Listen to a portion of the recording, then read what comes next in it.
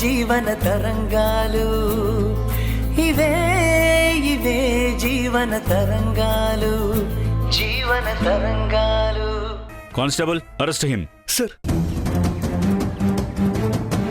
Sir sir please sir, please sir, నాకేం తెలియదు sir.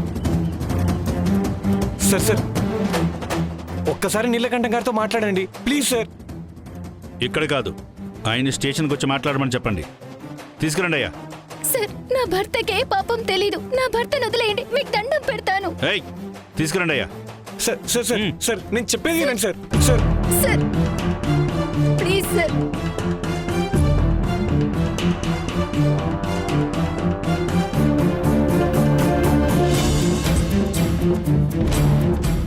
Sir sir please sir. SI గారు, ఆ నీలకంఠం ఎలాంటి కంపెనీ చూసుకోమని మాకు చెప్తారని మేము అనుకోలేదు సార్. మేము మోసపోయాం సార్. ప్లీజ్ సార్ మమ్మల్ని వదిలేయండి.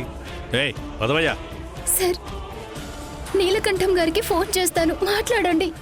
మాట్లాడండి.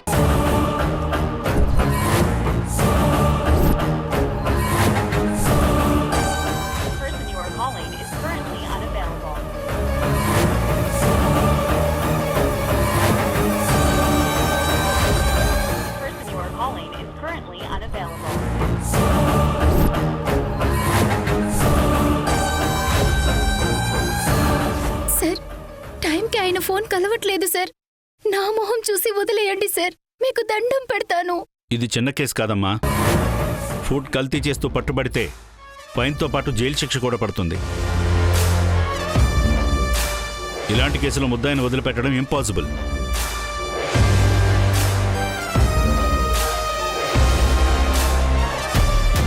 మీ కాళ్ళు పట్టుకుంటాను సార్. జైలుకి వెళ్తే నా జీవితం నాశనం అయిపోతుంది, నా భార్య అనాథ అవుతుంది. వదిలిపెట్టాను సార్ ప్లీజ్ సార్. ఏ కానిస్టేబుల్, ఇతను న్యూసెన్స్ చేస్తున్నాడు, ఫాస్ట్గా జీపెక్కించు. Sir sir sir sir please sir.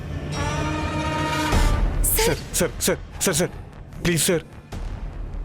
Sir, మా బిడ్డ చనిపోయి ఇంక రోజులు కూడా గడవలేదు సార్. మాకు వెనక ముందు కూడా ఎవరు లేరు సార్. దయచేసి విడిచిపెట్టాను సార్. ఇదిగో బాబు, నా కాళ్ళు పట్టుకుంటే లాభం లేదు. పెద్ద పలుకుబడి ఉన్న వాళ్ళతో మా పై ఆఫీసర్కి కాల్ చేసి విడిపించమని చెప్తే నీ పని అవుతుంది, లేదంటే ఎలాంటి యూజు లేదు.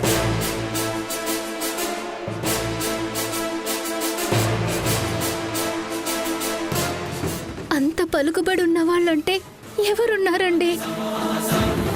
ఆ స్థాయిలో మనకి దేవిక గారు తప్ప ఎవరు లేరు దీపా.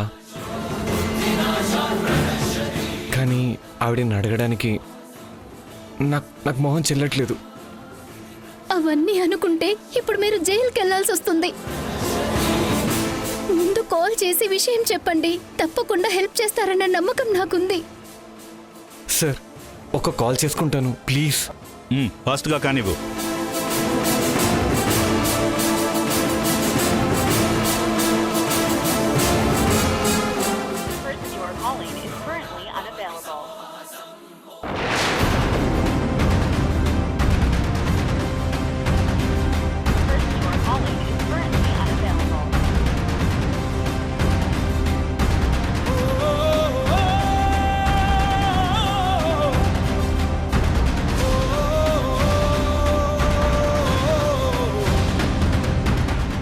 చేసింది చాలు.